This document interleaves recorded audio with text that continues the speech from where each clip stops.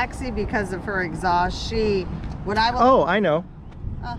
Let's do a comparison because I've told you this car sounds a little different. Why don't you start it up? Run this one and rev it a little bit, and then we'll turn on Itsy and you can compare the two exhausts. She has a growl at first and then she purrs, and as a saxophonist I would tell you that it's like a flutter tongue sound and then she purrs. Oh my gosh, whereas Itsy just purrs and every once in a while she pops. This car sounds really nice to me. I have to have my foot on. Okay, rev it.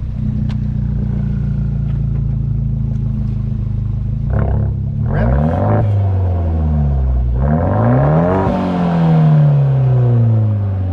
Okay, now come do Itsy.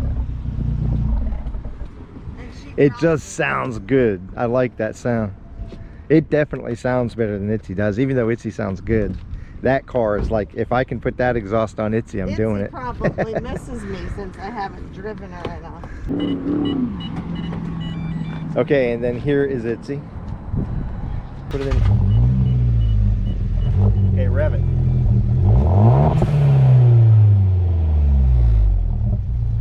Do it again. But there's a comparison between the exhaust. Again, this one's an auto or combi resonated. This one is a, I don't know, non-resonated. It does have a resonator. It's it has a resonator on the mid pipe. So Itsy has a resonator on the mid pipe and on the axle back. This car, Saxy, only has a resonator on the mid pipe, and it sounds sweet. I'm going to try to research it this weekend and figure out exactly what it is.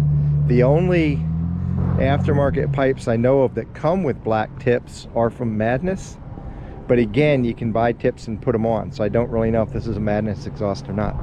I will try to research that when I put it up on ramps, probably tomorrow or Sunday. If you have any questions, give us a just put a message on the post and we'll try to answer them for you. Have a good day, guys.